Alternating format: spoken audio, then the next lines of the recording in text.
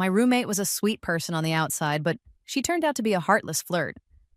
Not only did she go after my boyfriend, but she also had the nerve to say she might join my family. She said, "I'll just say it directly. One day you might have to call me mom." She was talking about a middle-aged man she thought was my rich father. He was actually a janitor at our neighborhood's property management office. The expensive suit he wore didn't fit him well because he had found it in a clothing donation box. My family had developed the neighborhood and the property company was ours. But that didn't stop my clever roommate from taking pictures in our model home and writing captions like, "There's nothing like relaxing in your own place." Then there was my ex-boyfriend, Daniel. He was a confusing person. When I said I wanted milk tea, he said it had too much sugar and wasn't healthy, and then he gave me a bottle of water. When I said I wanted steak, he said it was risky to leave campus because of a virus, so he got me a sausage from the dining hall. But when I said, "I'll get you Starbucks," his face lit up. "Sounds great," he said, and he almost skipped. When I offered to take him out for sushi, he practically pulled me there. See what I mean? He was a total contradiction. Daniel was a year older than me, a senior on the school basketball team. He was tall and athletic with great abs. It was hard to look away. Not that I had ever touched them, but I saw them after every game when he would lift his shirt to wipe the sweat. They were right there, a full set of beautiful abs on display. I looked every time. One afternoon, as we walked hand in hand around the track, Daniel asked me, "Want to take a road trip over the long weekend? We could go to the beach," he added, gently tracing his fingers on my palm. I knew what he was getting at: the beach, swim trunks, abs, maybe one of those special nights. But even with the dreams so close, I had to say no. I forced a smile and shook my head. "Maybe next time. I have to work over the break. I need to make some money." Daniel's face froze for a moment. Then he blinked and asked, "Emily, why would you need to work? Is your family having problems? I saw you show up on move-in day in a Rolls Royce." "Cullinan," I said with a dramatic sigh. "That was a rental. You can't sell a rental car, can you? And as for family problems, let's just say I'm starting to think I might not be their real daughter." That hit him hard. He just stood there, looking more shocked than I felt. His expression was priceless.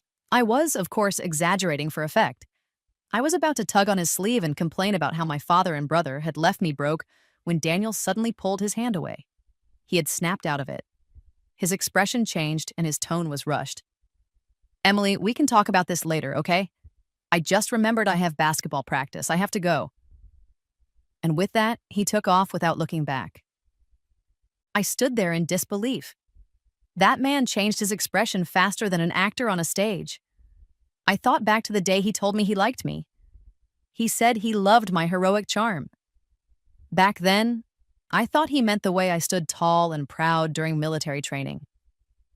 Now I was starting to think he meant the charm of me getting out of a Rolls-Royce Cullinan in designer clothes on the first day of school. Well, what now? The Cullinan wasn't mine. I had borrowed it from my brother. I didn't actually own a Rolls-Royce. I owned a McLaren P1, though it was currently being held by my dad for a $20,000 loan. You see, there's a rule in my family. Once you turn 18, you can't freely spend the family's money anymore. You have to earn your own. It's not just about learning how money works. It's about building real skills and becoming a capable adult. My grandfather calls it training. He says that only those who have struggled can handle the full weight of the Carter family legacy. This rule isn't a law, but it's how my grandfather raised my father and how my father raises us. I truly thought I would be the exception. I was the cherished daughter of loving parents, my grandfather's favorite, and my brother's precious little sister. But on the day I turned 18, all my credit cards were frozen. I was broke. No amount of crying or begging changed anything. Later, out of generosity, my dad offered me $20,000 in exchange for the McLaren he gave me for getting into college. He handed me the cash with a smile. "Collateral loan," he said cheerfully. "Lesson one from Dad." As smart as he was, I had to admit he gave me a good hint. I looked at my limited edition handbags, wondering if selling one might get me enough to buy back my car. But before I could act, my mom took all my new clothes, bags, and makeup. "Sweetheart," she said gently, "I'll keep these safe for you. Once you earn enough, you can buy them back." Thank goodness for my brother. When I panicked about moving all my bags to campus, he let me borrow his car. Blood is thicker than water. I patted him on the shoulder, touched. There's still good in the world. He smiled like a bad guy.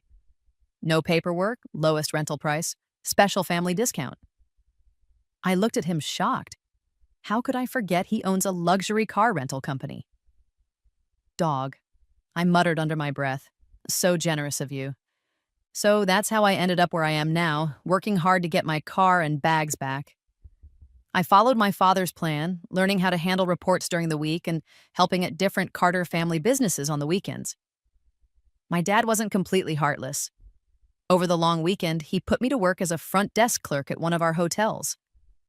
The goal was to improve my communication and problem-solving skills. My salary, the hotel's total daily revenue. If all went well, I would have enough to buy back my McLaren soon. Daniel didn't care about any of this. As I walked back to the dorm with a bag of takeout, I could hear the voices of my roommates through the door. They were talking loudly, not knowing or not caring that their words were clear as day. "Oh my gosh, that luxury car was a rental? I can't believe Emily Carter would be so fake." Jessica's voice came right through the thin wooden door. And just like that, I was the subject of their conversation. I always thought her clothes looked pretty plain. I mean, how could someone like her afford a Rolls-Royce anyway? I looked down at what I was wearing. Nothing flashy, that was true, but it was a custom-made piece from a small Italian designer I liked. It was comfortable and unique. I had a good sense of style. Then Jessica's voice rang out again, more animated. "Chloe, now that Daniel finally sees Emily for who she really is, you need to make your move." "I just feel so sorry for him," Chloe said in a sweet tone. He was completely fooled by her looks. I never thought Emily Carter could be so fake. Was I being accused of some crime? What had I done to deserve this? Hannah, in a quieter voice, added, "But I thought Emily's family was well off. I mean, she often eats those expensive French and Japanese meals." Jessica was quick to jump on that. "Oh, Hannah, don't be so naive. Daniel comes from a really wealthy family. He's obviously the one paying for those meals. And just look at Emily. She's always running around juggling multiple part-time jobs. If her family were that well off, would she be working like that?" She then laughed and added, "Not like our Chloe. She's the true heir of the Carter Corporation and still manages to be so modest and kind. She and Daniel are clearly meant for each other." I almost laughed out loud. The Carter Corporation? Which Carter Corporation? Was there another Carter family empire I had never heard of? I guess that was possible since Carter is a common last name. Still, looking at Chloe's cheap knockoff clothes, I seriously doubted she was the daughter of any kind of empire. And being constantly busy meant you were poor? The richest people I knew were the busiest of all. Ever heard of ambition girls?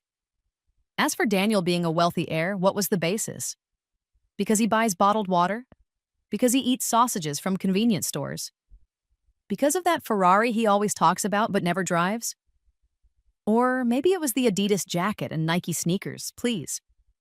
The only expensive thing he wore was that Audemars Piguet watch, and I gave it to him for our 1-month anniversary. I was about to open the door and go in when I saw Chloe covering her face and giggling like a delicate flower. "Oh, stop it," she said coyly, her voice as fake as her designer bag. "I haven't even said yes to Daniel yet." When I entered the room, the air immediately became thick with awkwardness. I smiled slightly, ready to take apart every ridiculous word they had said. But before I could speak, I saw my desk. My expression froze. The surface was covered with discarded fruit wrappers and peels. The floor was no better, with cherry pits scattered everywhere. I immediately knew what it was. The wrappers and fruit all matched the boxes of fruit I had carried in that morning. "You went through my things," I said, my voice turning cold. "You sat here gossiping about me behind my back while eating my fruit? Who gave you the right?" Even Jessica, who is usually quick with words, looked ashamed. Her voice lost its edge as she mumbled, "It was just some fruit. It's not like it was expensive. No need to make a scene. Taking something without asking is stealing, I replied calmly, looking at her steadily. If you're not cheap, Jessica, why don't you buy your own instead of eating mine? Chloe tried to smooth things over. She came up and gently tugged on my sleeve, her voice tinged with guilt. Emily, please don't be upset. We saw you brought back so much and just thought maybe you couldn't finish it all. You thought I couldn't finish it? I laughed, but it wasn't a real laugh. So you just decided to help yourselves and leave me with nothing but peels and trash? What kind of logic is that? Yes, I had bought a lot. 2 full boxes of top-grade cherries, a crate of premium kiwis, another of grapes, and another of mangosteens. Dozens of pounds in total. I had wanted to share, honestly. I thought we had a decent relationship.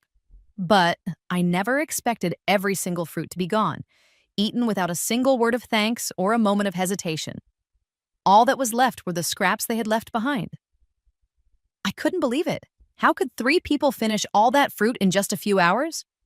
Then Chloe stood up with a bright smile and said, Emily, I was the one who told everyone they could have some because... Oh, it was your decision. I nodded slowly, pretending to understand while not hiding my sarcasm. Tell me, Chloe, is your face thicker than most people's? Chloe clearly didn't expect me to call her out in front of everyone. Her expression changed several times before she forced herself to keep speaking. Well, Daniel said he bought the fruit for you, so I thought I could share it. There was so much. I thought it would be nice to give everyone some. It wasn't that expensive anyway. Daniel can just buy more. I couldn't take it anymore. I interrupted with a sharp laugh. Chloe, let me make this clear. First of all, those boxes of fruit were bought by me, not by your precious Daniel. If you want to share something he gave you, then, I pointed to a few untouched bananas in the corner. Those bananas over there, you can share however you like. Secondly, even if there was more than enough fruit, I am the one who paid for them. You should have asked me before helping yourselves. Finally, the total cost was $2,138. Pay up quickly. Over 2,000? Emily Carter, are you trying to rip us off? Jessica yelled. But Daniel said I could, Chloe mumbled, not daring to argue with me directly. She pulled out her phone with a pitiful expression.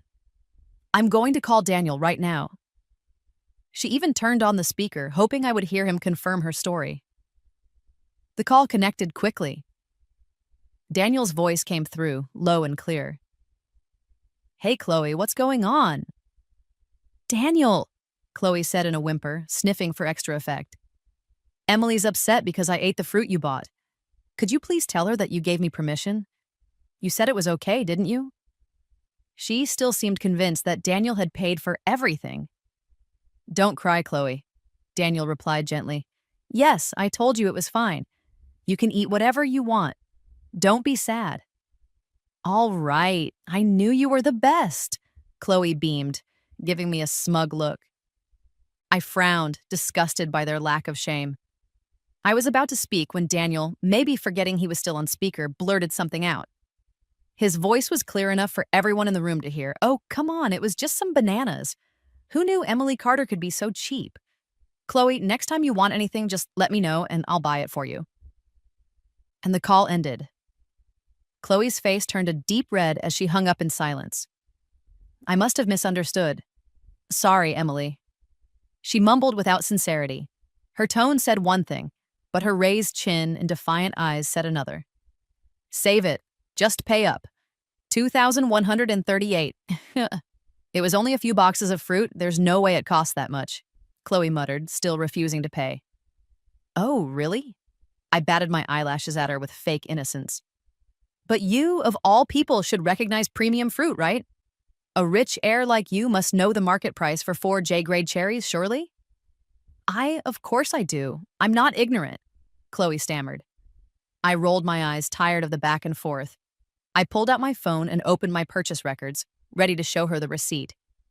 Just then, a flood of messages popped up in the class group chat. Thanks for the treats, Chloe. Chloe, you are so sweet. The cherries were amazing. Such a generous young lady.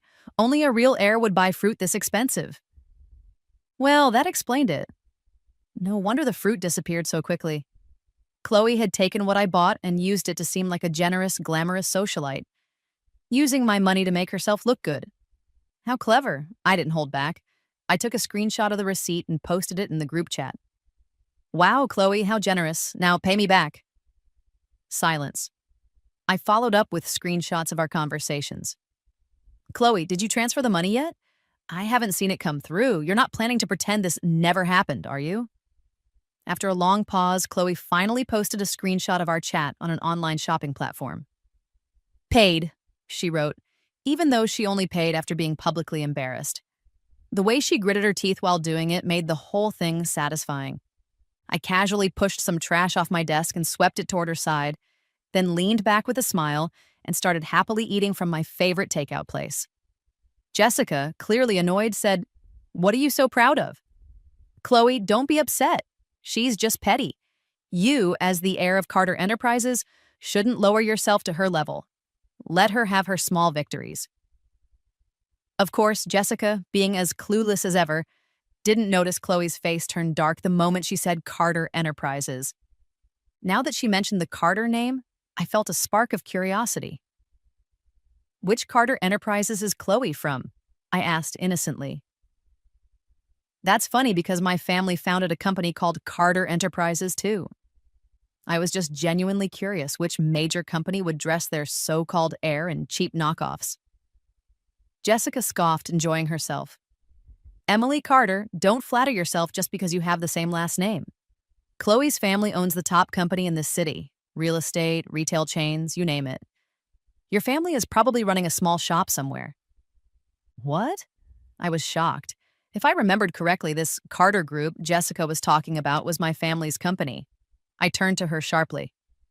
Are you saying Chloe is David Carter's daughter? Before Jessica could respond, Chloe cut in with a scolding tone. Emily Carter, it's very rude to call someone else's elders by their first name. I ignored her and looked directly into her eyes. So, Chloe, are you saying David Carter is your father? You're out of your mind, Emily Carter, Jessica shrieked in Chloe's defense. What's so hard to admit? That's her dad, period.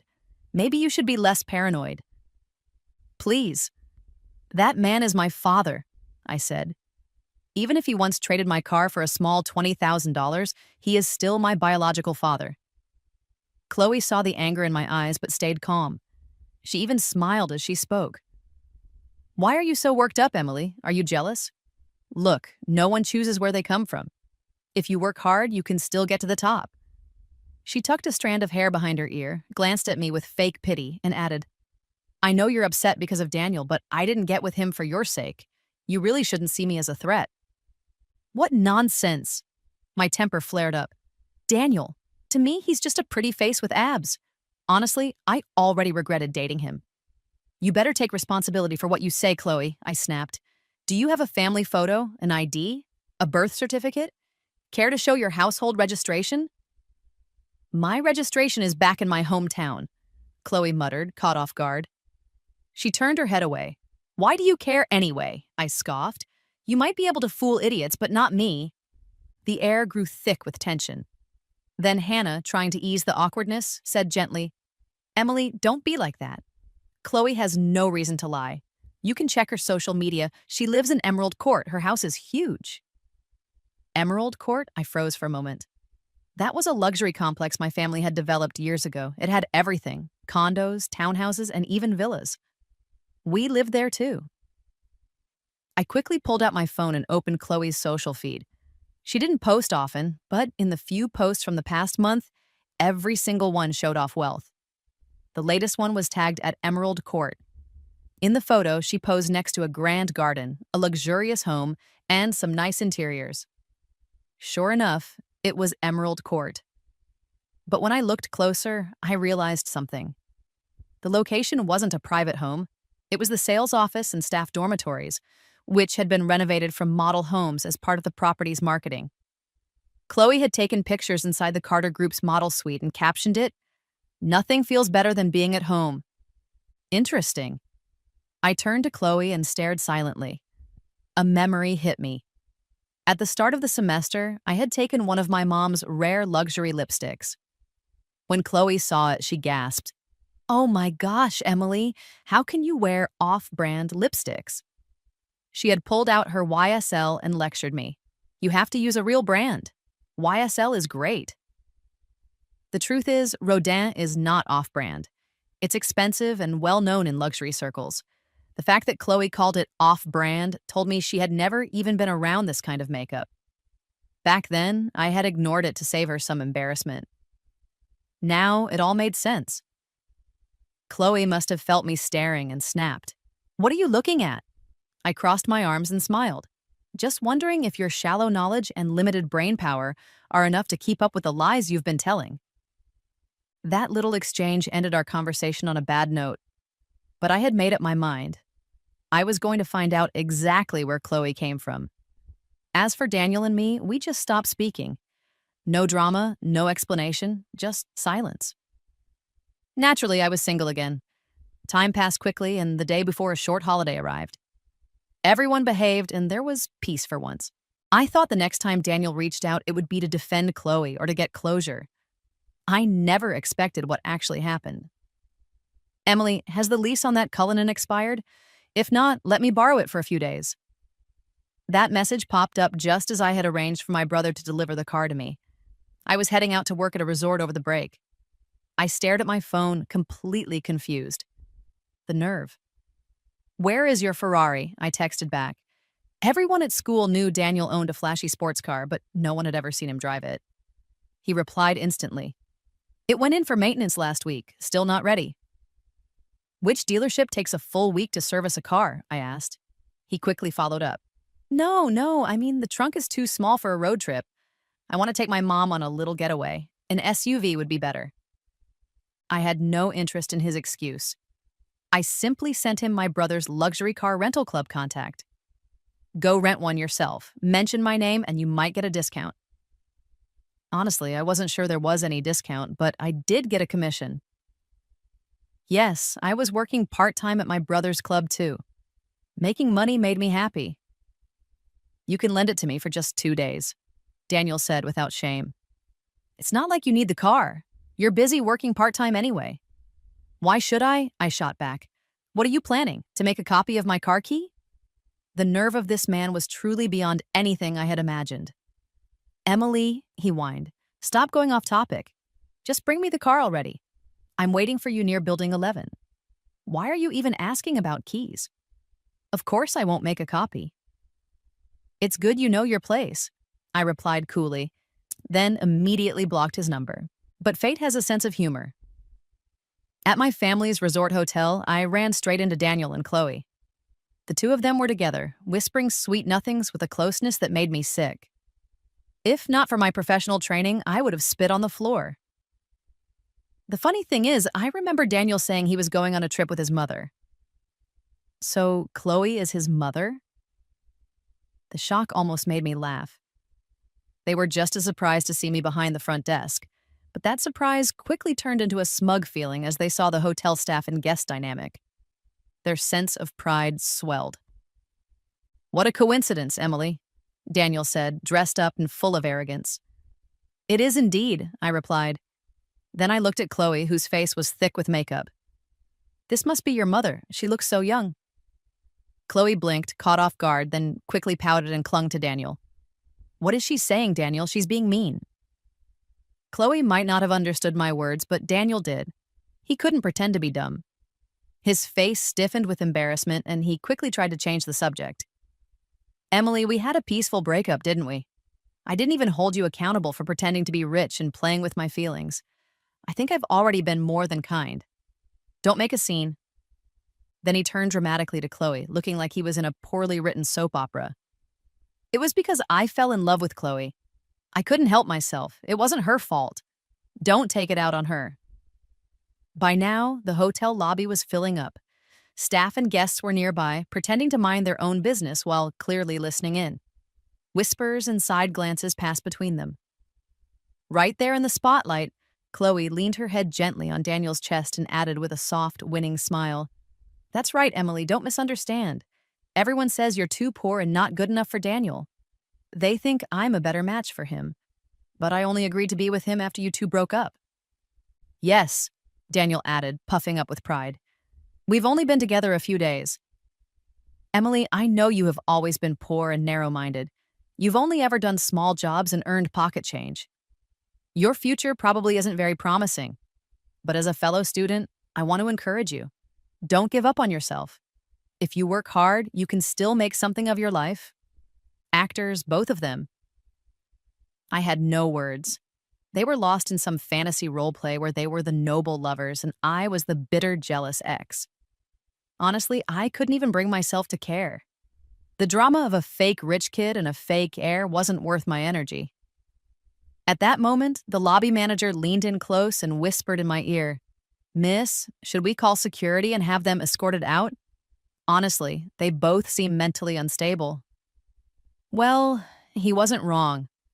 They were standing here calling the daughter of the Carter Corporation poor and hopeless, like they had lost their minds.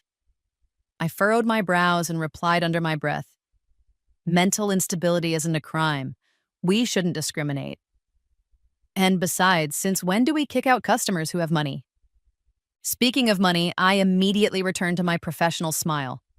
I looked at them as I would any regular guest, not wanting to get dragged into unnecessary drama. Welcome, I said with a pleasant tone. Are you here for dining or accommodation? Accommodation, Daniel answered smugly, clearly thinking he had won some invisible battle. I already booked through an online platform. Just check me in. I took his phone to check the order and almost laughed. A deluxe room for 188 yuan with breakfast for two. He must have found some shady online coupon from a third-rate website. And with that, he thought he could check into our 5-star resort?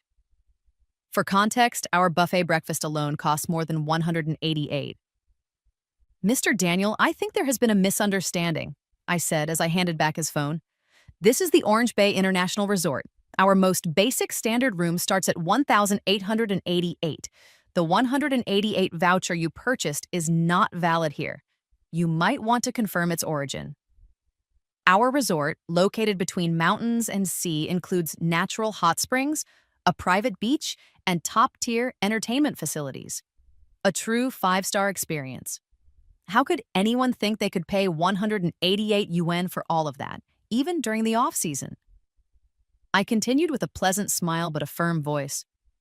Hotels of our class don't offer rooms below 1,000 yuan, and now is peak travel season. I paused just long enough for the message to sink in. Given the elite image you both like to project, I would have thought this was common knowledge. And there it was, the truth. That line hit them where it hurt. I could see the panic in both Daniel's and Chloe's faces.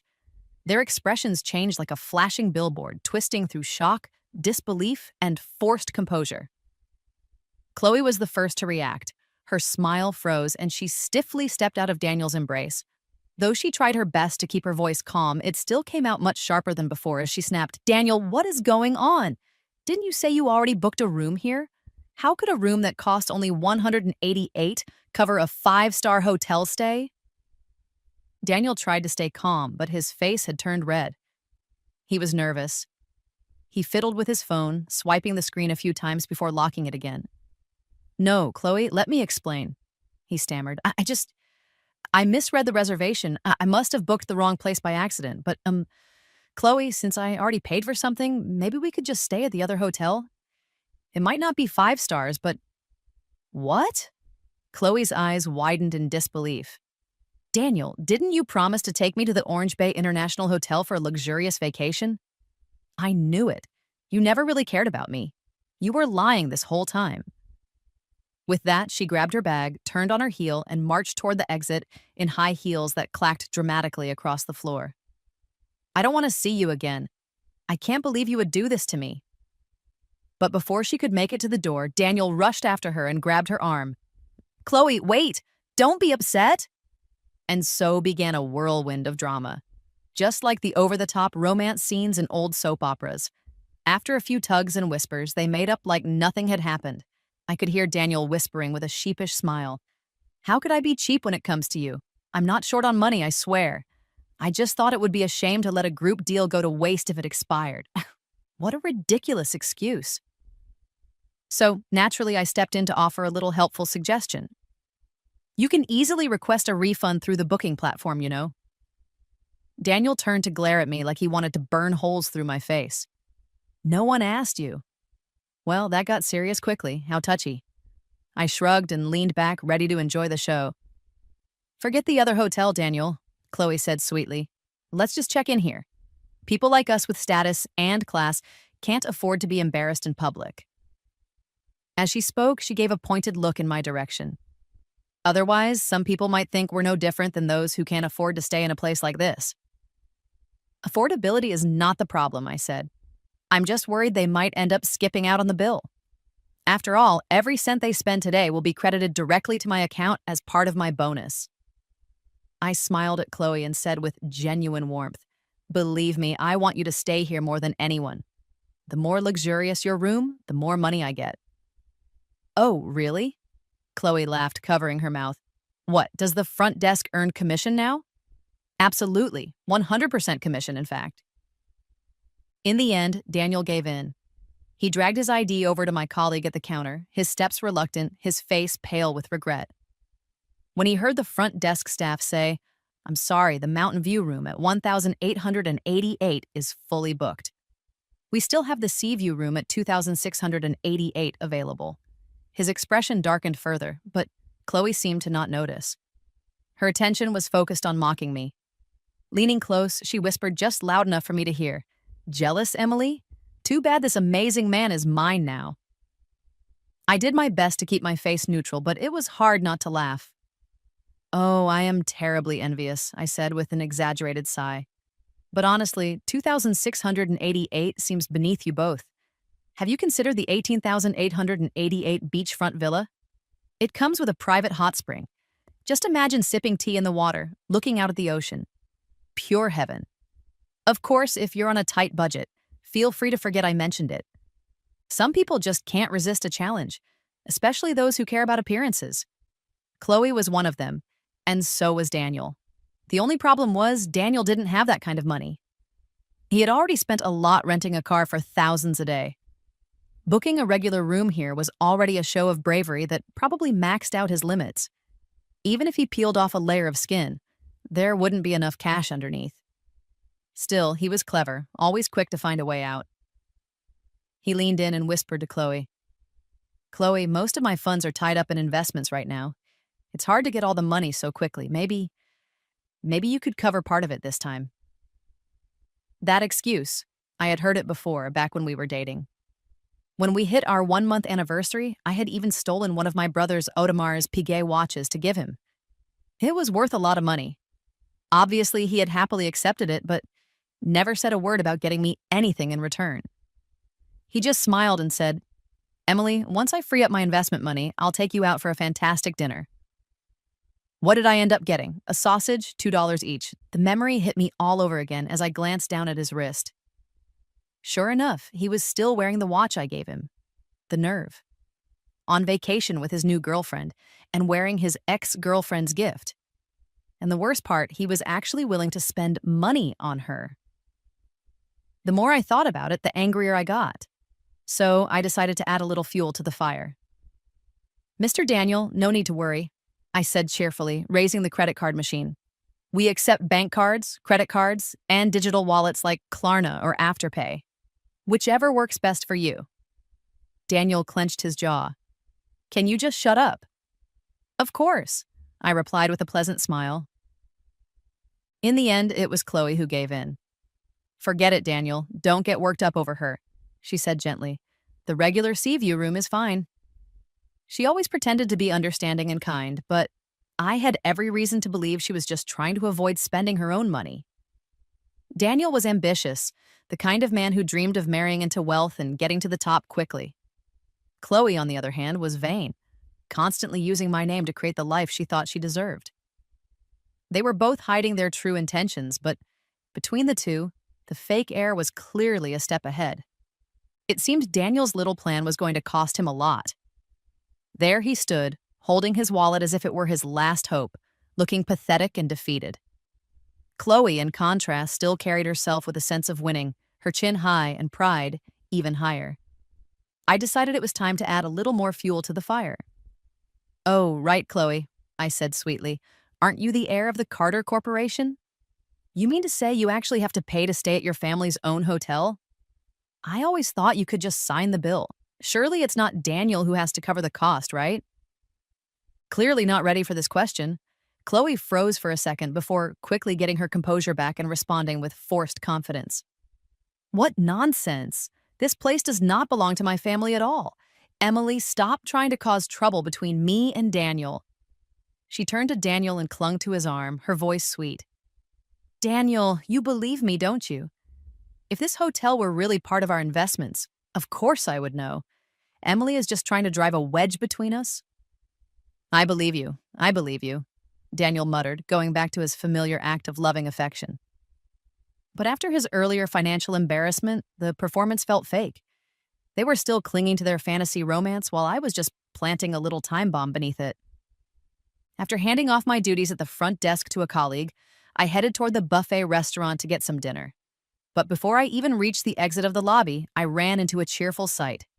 An old man in a floral shirt and matching shorts, full of energy.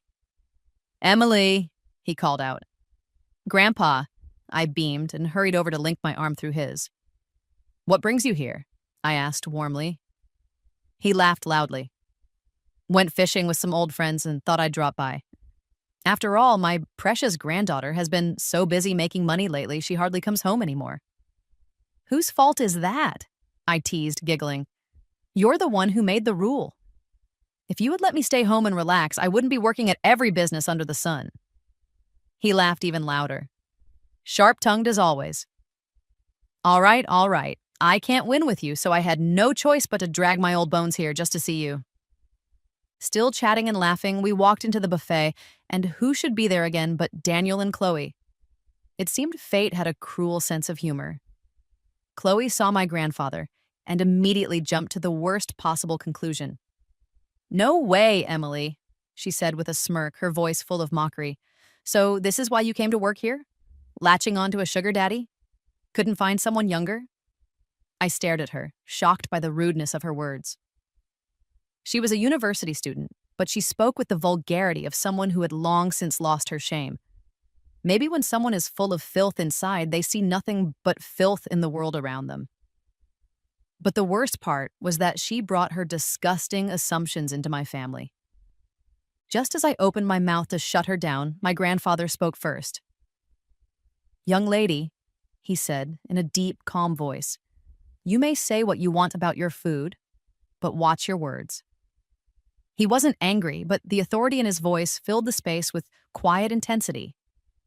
"I will overlook this because you are young," he continued. "But let me give you a piece of advice. Words can bring disaster. If you don't learn that in school, life will teach you, and it will not be kind." Even though my grandfather had stepped down from the head of the Carter Corporation 2 years ago, the sharp edge of a lifetime in business still showed in his tone and presence. His words had weight, and the pressure in the air silenced Chloe instantly. Daniel looked at her strangely and asked, "Chloe, you don't know that man?" "I should," she replied with a nervous smile. Daniel looked at her for a long moment, then shook his head. "Never mind. I must have mistaken him for someone else." As for me, I was not so lucky. Grandpa pulled me aside and scolded me from one end of the restaurant to the other. He was furious. He said I had no backbone, that I let people walk all over me, that I brought shame to the Carter family. He even threatened to call my father and brother to come and fix things for me. Only after I promised repeatedly that I could handle my own problems did he let me off the hook. As for Daniel and Chloe, that little time bomb I had planted went off much earlier than expected. In the middle of the night, the front desk called me down. Apparently, the two of them had a huge fight right there in the lobby. I arrived half asleep just in time to hear Daniel screaming, "You really played me on your period and still dragged yourself on a vacation? Don't pretend you didn't know what this trip was about. You claim to be the Carter Corporation heir, but you don't even know the company's founder. You don't even know which hotel your family supposedly owns." "Chloe, aren't you embarrassed?" Chloe, still playing the innocent act, shouted back, "You're lying about me. You just wanted to sleep with me." You said my money didn't matter, that you loved me for me, but all you wanted was a free ride. Daniel shouted, I spent money on you too, didn't I? You think I'm paying for garbage? You wanted me to treat you like you were the real deal when you're as fake as plastic. At least Emily Carter was honest. She admitted right away that her fancy car was a rental. You're not even on her level. Thanks, Daniel. No need to drag me into your meltdown because, believe me, Chloe and I are nothing alike. Chloe was the first to speak, her voice sharp with accusation. So you still have feelings for Emily Carter? Daniel snapped. Don't you understand plain English? Just give me my money back. In the end, Daniel stormed off, furious. Chloe, on the other hand, returned to the room calmly, settling back into her peaceful vacation as if nothing had happened. Yet, as she passed by me, she gave me a glare full of hatred and hissed, Don't get smug, we are not done yet. I was not the least bit concerned. What she didn't know was that earlier that evening, I had learned something quite interesting from the neighborhood property manager. Something about her other identity. She was the goddaughter, or more accurately, the much younger girlfriend of Mr. Lee, the senior janitor in our residential complex. Mr. Lee was in his 40s, in good shape, and had never married. He was in charge of the entire sanitation crew and took his work seriously, which earned him the title of team leader.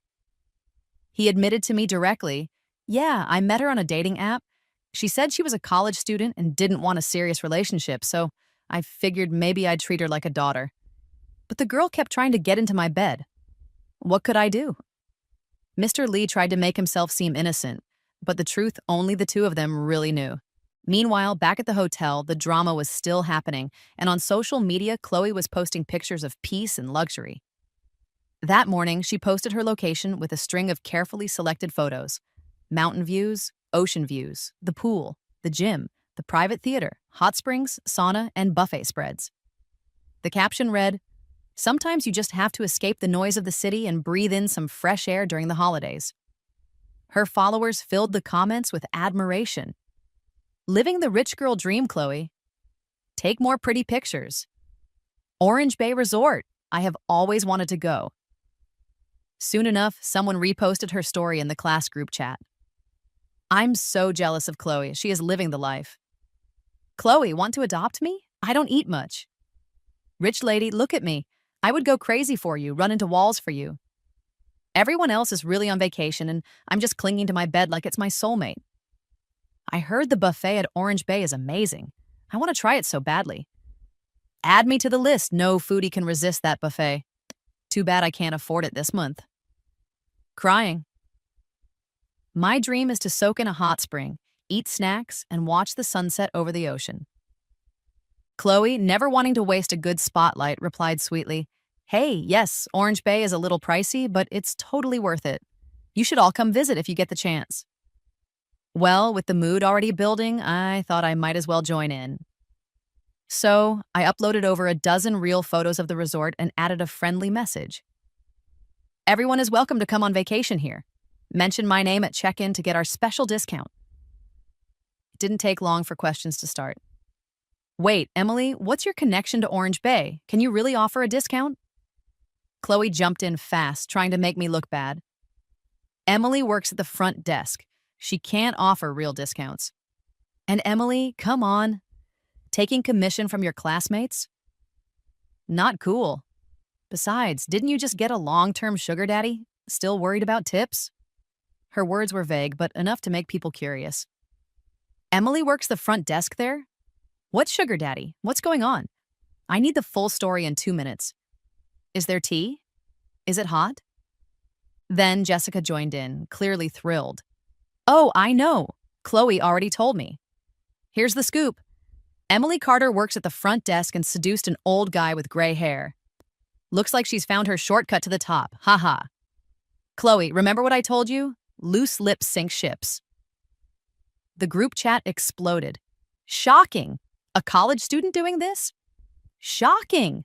May-December romance right under our noses? Shocking. Just shocking. I rolled my eyes. Chloe, after being called out by Daniel, still dared to claim she was part of the Carter group. Some people just won't learn until they hit rock bottom. I quietly searched for my grandfather's public biography and posted the link in the group chat. Chloe, I wrote, you really claim to be a Carter Group heir but can't even recognize your grandfather? Silence. Complete silence. The group chat went dead quiet for a moment. Only a few seconds had passed, and already the group chat had exploded again. The tide of gossip shifted like a storm, and just like that, the wind had changed direction completely. Wait, what's going on? Are they saying Chloe might not actually be the heir? Someone had even shared a long, dramatic post from an anonymous forum. Look at this. It's from Daniel himself. Every word cuts deep. He's exposing Chloe. This is brutal. Unbelievable. How does Chloe still have the nerve to show her face? Faced with such undeniable facts, Chloe could barely respond. She weakly typed, "Don't believe rumors, don't spread them." A few moments later, she added, "Believe it or not, I really am the goddaughter of the chairman of the Carter Corporation. He loves me dearly." Then, as if desperate to prove her point, she posted a photo. In it was a spacious courtyard filled with luxury cars. My godfather said I could pick whichever car I liked. She followed that with another picture, a room filled with luxury bags and designer clothing that looked like a walk-in closet. There are so many bags and clothes here. My godfather wants to give them all to me. Look, Hermes, Chanel. I'm not lying. Daniel tried to ruin me just because he couldn't get what he wanted, and Emily Carter is jealous. At that point, it was clear Chloe had completely lost herself in the fantasy of being a glamorous rich girl, but what she didn't realize was that the courtyard full of sports cars was my family's courtyard. My matte green McLaren was front and center in the photo. As for the closet full of luxury goods, that was actually the neighborhood's clothing donation center. All the items inside had been thrown away by residents because of minor flaws. I finally spoke up. Why would I be jealous of you? That courtyard in the photo? That is my house. Those cars? Also mine. See the McLaren? That was a gift from my father when I graduated. Chloe, I continued calmly, take a guess. Do you think the Carter in my name just happens to match the Carter in the Carter Corporation? Her reply came fast and scornful. What a joke. You are always working part-time and don't even recognize the YSL logo. How could you be the daughter of the Carter Corporation? Maybe she truly didn't believe it, or maybe she was just clinging to her fantasy for dear life. A few moments later, she snapped, throwing all caution aside. So what if you are his real daughter? How do you know I won't become your stepmother someday? Emily, let's not pretend anymore. Your dad told me he's going to marry me. She followed with a smug laugh. Who knows? One day you might have to call me mom, or maybe even big sis. She had truly lost her mind. No one else in the group chat was typing. Everyone was waiting to see how this drama would end. I typed slowly and calmly. I really don't know what kind of daydream you are having. You mocked me for using Louboutin while you think YSL is top tier.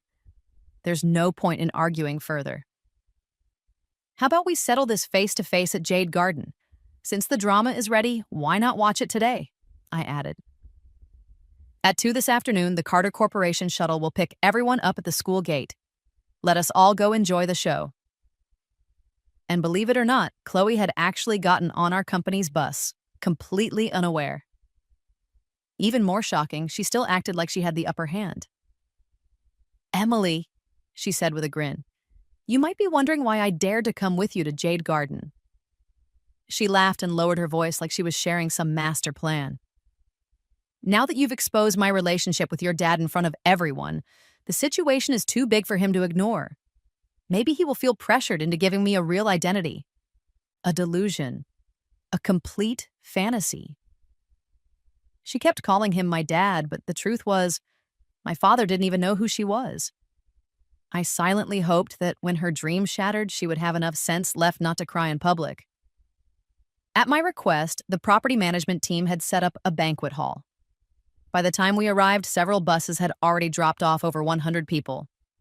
To my surprise, the guests included my roommates, classmates, and even the student journalist from our campus network, along with Daniel. The student reporter politely asked if she could live stream the event and report on it in real time. I said yes. After all, I was here to expose a fraud. What I didn't expect was that Chloe agreed too. I guess she believed that the more attention this received, the better her chances were of being recognized by my father. Her logic was astounding. As for my identity as the true daughter of the Carter Corporation, it was not up for debate. Outside the banquet hall, the main display flashed messages like, "Warm welcome to Miss Emily Carter of the Carter Corporation," and "Celebrating the arrival of our heir, Emily Carter." Inside, a huge screen showed a series of slides, one by one proving the photos Chloe had posted in the group chat were fake. Each image was explained and clarified. At the end, the screen showed a family portrait: my parents, my older brother, and me. I pointed to my father in the photo and asked Chloe, "Take a good look. Is this your godfather?" When Chloe arrived earlier, she had been calm and arrogant. She even had the nerve to say to me, "Emily, listen to your mother's advice. If you apologize now, there's still time. Otherwise, if I give your father a son or daughter one day, there might not be a place for you in this family." But now, looking at that family portrait, her face lost all its color. She murmured, "No, this is not possible. This cannot be." Then she turned to me, her eyes wild with anger. "Emily Carter, you are vicious. Just to bring me down, you even faked a family photo. How could you use your own father like that?" I said nothing. I simply smiled and tilted my head toward the property manager, giving him the signal. It was time to bring in the chairman himself. Mr. Lee walked in wearing his janitor uniform. Without greeting anyone, he went straight toward Chloe, his tone sharp and accusing. "What the hell did you say out there? You have ruined me." "Godfather!" Chloe cried out, clutching his sleeve as if holding on to her last hope. Her voice was desperate, almost hysterical. Tell them Emily Carter lied to me. You are the chairman of the Carter Group. You told me you were. Everyone called you chairman." Mr. Lee pulled his arm away, his face red with frustration. "Are you out of your mind? When did I ever say I was the chairman of the Carter Group? My last name is Lee. My full name is Lee Dong. If you keep spreading this nonsense, I will lose my job." "But you always wore those expensive suits," Chloe wailed. "Your photos online show luxury cars and beautiful gardens." Mr. Lee shouted back, "So what? The residents throw away perfectly good clothes all the time. What's wrong with wearing them? I take pride in keeping those gardens spotless. I thought they looked nice, so I took some photos." "That's it." Chloe fell to the floor, tears streaming down her face. Her voice trembled as she accused him. "But you never denied it. Every time I asked, you just smiled. Are you saying you didn't mislead me? You did this on purpose. You tricked me." Mr. Lee gave a crooked smile. "Blame your own stupidity. You believed what you wanted to believe, Sada." He added, "Even I know you can find photos of the real chairman online in 2 seconds. You were just too dumb to look. You kept saying you wanted to marry me. What man would say no to that? Who doesn't want a wife?" "You bastard! I will kill you!" Chloe screamed and threw herself at him, clawing wildly at the man who had destroyed her dream of marrying into wealth. The two of them started fighting, and chaos erupted in the lobby. In the background, Daniel's voice rang out in disgust. "So gross. She slept with him and not me? Disgraceful." I had never seen Chloe as a real threat to me. She was irrelevant, never worth my energy. But she kept pushing, kept challenging me, as if begging for her own downfall. Her disgrace was now complete. The entire school knew what she had done thanks to a campus live stream that caught every moment. The university called in her parents for a formal meeting. Her parents were humble conservative farmers. When they learned their daughter had gotten involved with a man over 40, they were devastated. All they could do was cry. In the end, they gently advised her to accept her fate. "A husband is a husband. What difference does it make who he is?" her father said. As for Mr. Lee, he was immediately fired. A man with no moral character had no place working for the Carter Group. But word spread quickly. Mr. Lee reached out to Chloe's parents and told them he was willing to let things go. He said he wanted to marry her. He would pay any dowry they asked, as long as they agreed to the match. I couldn't help feeling a pang of pity. Chloe had studied hard for years to escape her poor mountain village only to end up like this. But people get what they deserve. If she had stayed focused on her studies and worked honestly, she could have built a meaningful life. Instead, she let herself be blinded by luxury and desire. She thought she was climbing higher when she was actually falling deeper with every step. Still, Chloe had just enough pride left to walk away. She refused her parents' arrangement and left school instead. No one knew where she went. Before disappearing, she sent me a message. I am 21, older than you and the rest of our classmates. Do you know why? Because I dropped out of school twice. The second time, my parents nearly sold me to pay for my brother's tuition. I was ashamed. I was afraid of being poor. The world dazzled me. I tried to keep up, to copy what I saw. I couldn't bear being looked down on anymore. I wanted people to admire me just once, so I did everything I could to get close to the wealthy. I thought, even if I had to sell myself, it should at least be to someone rich, right? But that one big lie cost me everything. Emily, I was always competing with you, even though deep down I knew you never cared about me. Look at you. You worked several jobs. You wore clothes without logos. You didn't even have YSL. You looked poorer than me, but you still acted like you were better. I thought maybe you relied on some man. You were pretty enough, after all. Otherwise, how could someone like you afford a luxury car? But now I understand. Your part-time jobs were training to take over your family's business. Your plain clothes were custom made. That lipstick I mocked you for? It's worth more than all my clothes combined. Emily, I must have looked so ridiculous to you. I replied, being poor is not a reason to fall, and it is never an excuse to talk badly about others. But as soon as I sent it, I found I had already been blocked. The mess had gotten a lot of attention. My parents and brother soon learned about everything, but since I handled it well, they praised me instead of scolding me. My dad gave me back the McLaren without asking for the money. My mom returned all my clothes and accessories, and even gave me the Cartier jewelry I had been wanting for months, along with her rare black Hermès mini Kelly bag. And my brother, not to be outdone, gifted me a sleek new Maybach. Once I was back in style driving across campus in my favorite car, Daniel came crawling back. He said he had been tricked by Chloe, that it was always me he loved. I didn't care to listen. I took back the luxury watch I'd given him, and that was the end of it. My time is valuable. I have no intention of wasting it on people who don't matter. But that didn't stop Daniel. He started showing up everywhere, trying to win me back.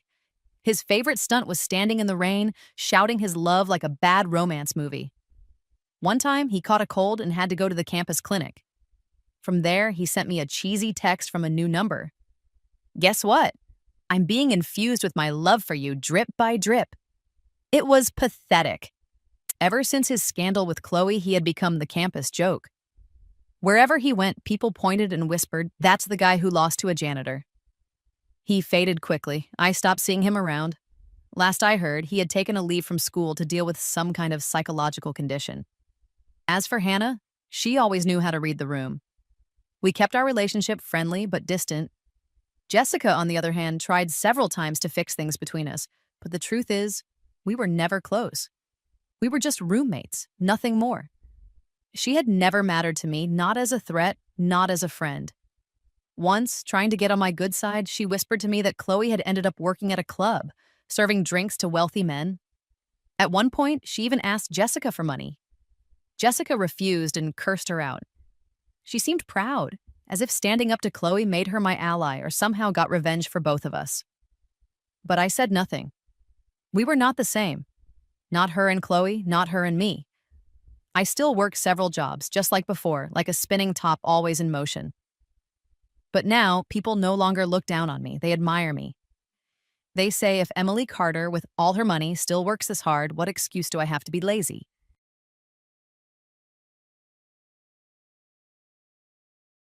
Canada. I mean, is that East Coast? Because this is like on the way up there, right? If it's New York, right? Catskills is upstate New York. East Coast. Okay. Hi, Nana. 98% done with my Newport review. Want to say yes, please? Yes, please. Reminds me of hikes in New Hampshire. I feel like that makes sense too. It's like East Coast, upper East Coast US, right? Yeah, yeah. So East, I feel like Atlantic Canada, it's like, it's on the way up there, right? More northeast, but close-ish. Okay, okay, okay. Oh yeah, Tupper. I'd love to see it. Catskills are beautiful.